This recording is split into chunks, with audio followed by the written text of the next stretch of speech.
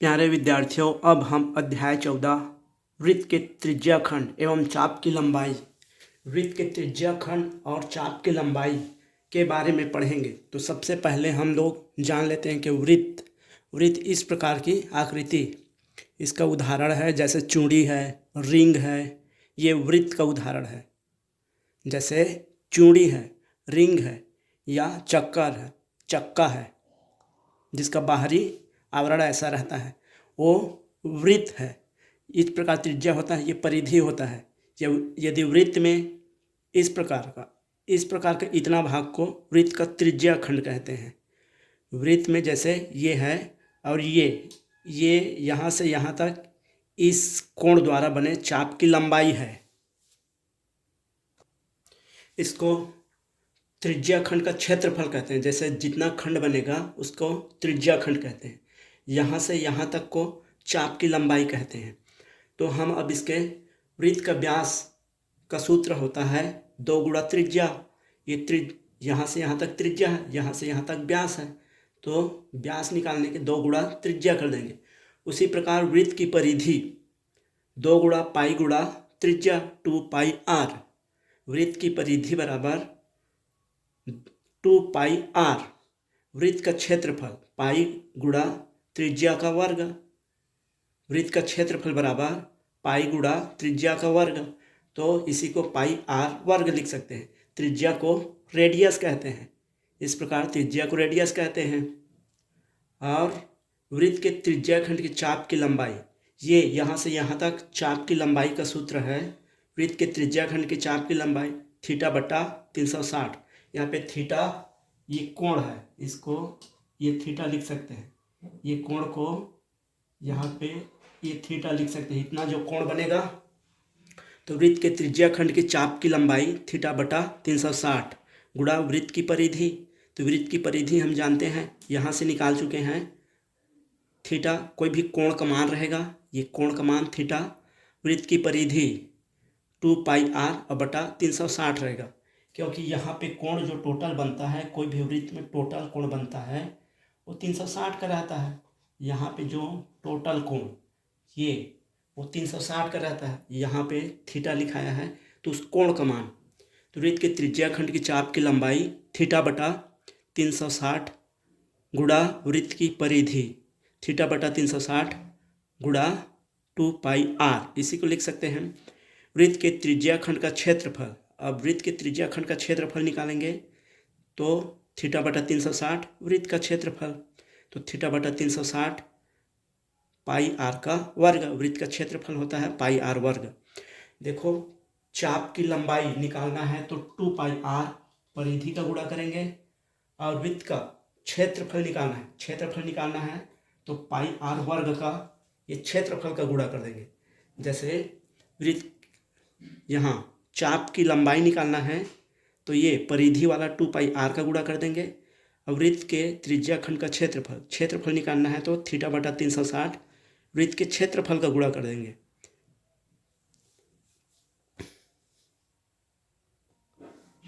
वृत्त की परिधि, जैसे वृत्त की परिधि निकालने को पूछता है तो किस प्रकार का सवाल रहेगा।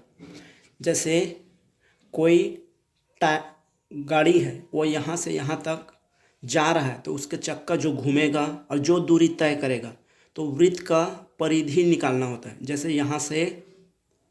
जैसे एकलव्य विद्यालय से अंबिकापुर कोई टायर घूमते हुए गया, तो एक कितना राउंड घूमा, मतलब उसकी परिधि निकालना है।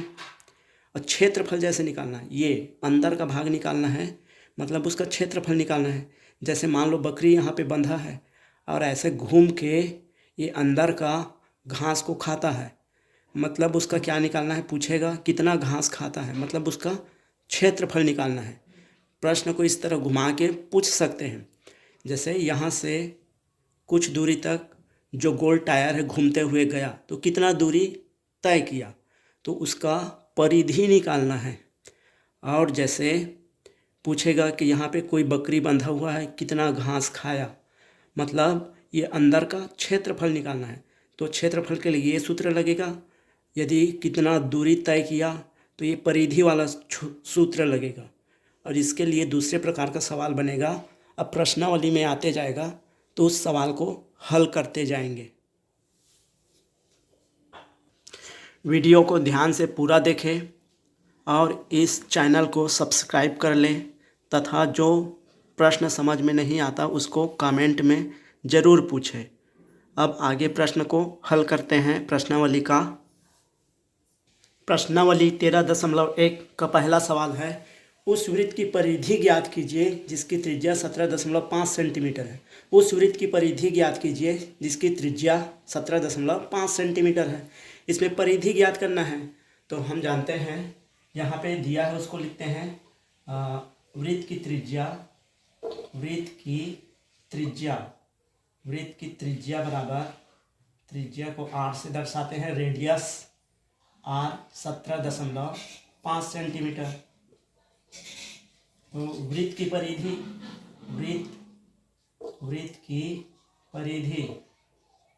परिधि बराबर होता है 2 पाई r या 2 पाई गुणा त्रिज्या, इसको लिख सकते हैं ऐसा।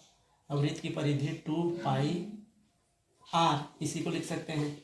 तो 2 पाई का मान 22/7, ठीक है। r का मान दिया है 17.5। अब इसको कटा देते हैं। 17 7 एकम 7, 7 दूनी 14, 3 बच गया, 7 पंचे 35। अब इसको गुणा कर देते हैं। देखो, इसको इससे गुणा कर देते हैं, इसको इससे गुणा कर देते हैं तो ये 50 आ जाएगा। और एक संख्या के बाद दशमलव, तो दशमलव गुणा 22, ये 22 बच गया है। दशमलव के बाद शून्य को नहीं लिखते, इसका इससे गुणा करोगे तो 5 दूनी 10 और 5 दूनी 10 से 11, इतना वृत्त की परिधि इतना सेंटीमीटर होगा। इस प्रकार वृत्त की परिधि 110 सेंटीमीटर होगा। इसी प्रकार दूसरा सवाल है, उस वृत्त का क्षेत्रफल ज्ञात कीजिए जिसकी त्रिज्या 4.2 सेंटीमीटर है। अब इसमें क्षेत्रफल ज्ञात करना है। पहले में वृत्त की परिधि निकालना था, 2 पाई r सूत्र था। अब वृत्त का क्षेत्रफल निकालना है तो क्षेत्रफल का सूत्र होता है पाई r का वर्ग। तो यहाँ पे वृत्त की त्रिज्या हम लोग को दिया है, वृत्त की त्रिज्या r बराबर 4.2 सेंटीमीटर, 2 सेंटीमीटर। तो वृत्त का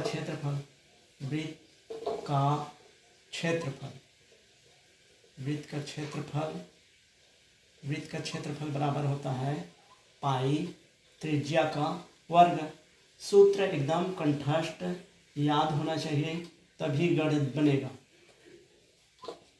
पाई r का वर्ग, वृत्त का क्षेत्रफल होता है पाई r का वर्ग।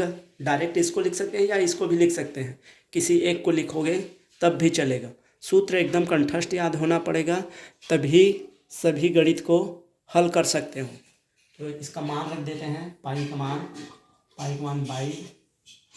मान होता है 22/7 गुणा r का वर्ग, मतलब 4.2 का 2 बार गुणा। इसको और आगे हल कर लेते हैं तो ये 22/7 होगा गुणा 4.2 गुणा 4.2। अब इसको हल कर दोगे तो 7 छक्का 42 होता है और एक संख्या के बाद दशमलव, तो ये इतने बार हो जाएगा। अब इसको सिंपल गुणा करते हैं, वैसे गुणा कर सकते हैं। इसको इससे गुणा कर दो तो 6 दूनी 22 को 22 गुणा, इसको इससे गुणा कर दो 6 दूनी 12 की 2, 6 चौक 24 और 1 25। और एक संख्या के बाद दशमलव है और एक संख्या के बाद दशमलव है, तो 2 संख्या के बाद दशमलव।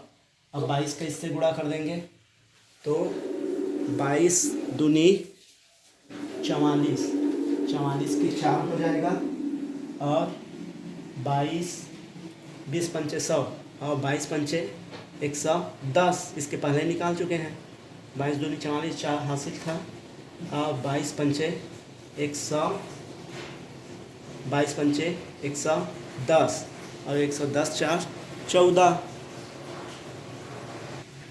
22 पंचे 110 और 4 14 और ये 22 दूनी 22 दूनी 44 और एक 45, ये 45 और ये दो संख्या के बाद दशमलव है यहाँ, ये दो संख्या के बाद यहाँ दशमलव है तो दो संख्या के बाद दशमलव, तो इसका मान कितना लिख सकते हैं 4.5.4। ये सेंटीमीटर है, सेंटीमीटर है तो क्षेत्रफल हमेशा सेंटीमीटर वर्ग में आता है, क्षेत्रफल हमेशा सेंटीमीटर वर्ग में आता है।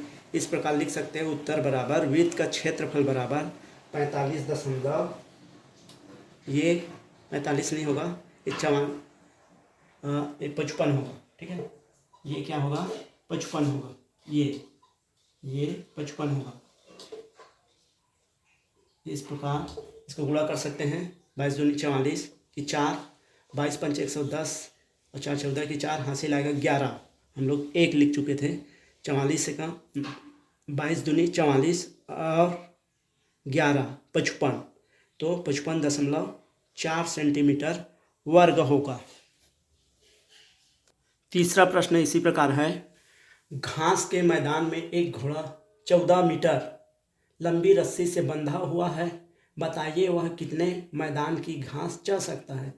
ये देखो घास के एक मैदान में एक घोड़ा 14 मीटर लंबी रस्सी से बना है, ये ऐसा लंबी रस्सी है, ये 14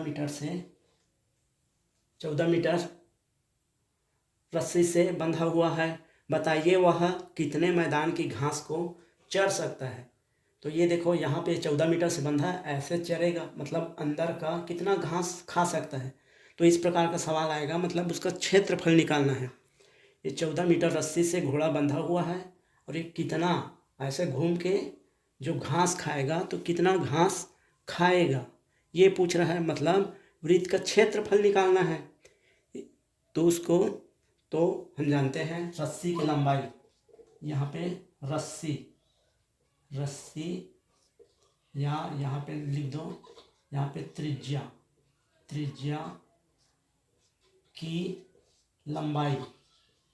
की लंबाई कितना दिया है, त्रिज्या की लंबाई 14 मीटर दिया है, 14 मीटर दिया है। अब पूछा है बताइए कितने मैदान की घास चर सकता है।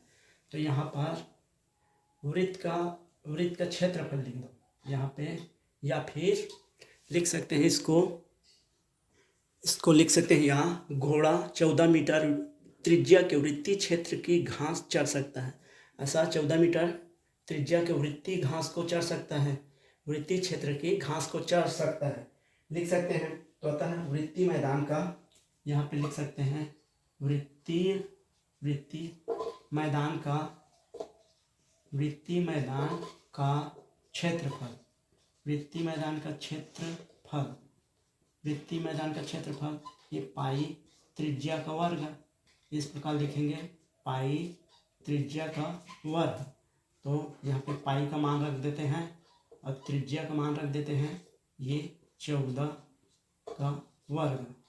तो ये पाई का मान हो जाएगा 22/7 और 14 का 2 बार गुणा हो जाएगा।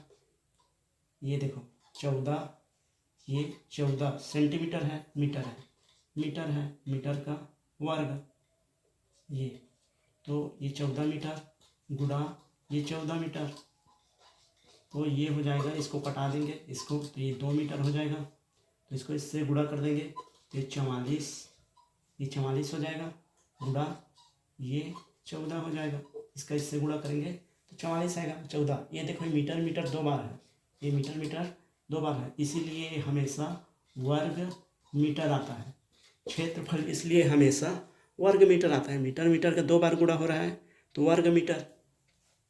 तो इसी को इससे 44 का 14 से गुणा कर देंगे तो ये कितना आ जाएगा, ये 14, ये 6 ये वर्ग मीटर, ये इतना आ जाएगा। या इसी को लिख सकते हैं 616 मीटर वर्ग मीटर या घात 2, इस प्रकार लिख सकते हैं। इस प्रकार उत्तर बराबर यहाँ पे लिख देंगे,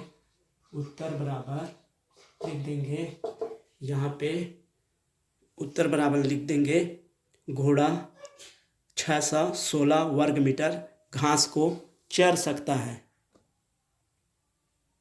अतः घोड़ा 616 वर्ग मीटर, ये वर्ग मीटर ऐसे लिखो या वर्ग मीटर ऐसे लिखो, मैदान की घास को चढ़ सकता है।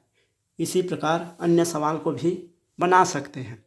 इस वीडियो को ज़्यादा से ज़्यादा देखें तथा इससे संबंधित प्रश्न को कमेंट में पूछें तथा चैनल को सब्सक्राइब कर ले और अपने दोस्तों को भी शेयर करें ताकि जल्द से जल्द आने वाले वीडियो को देख सके।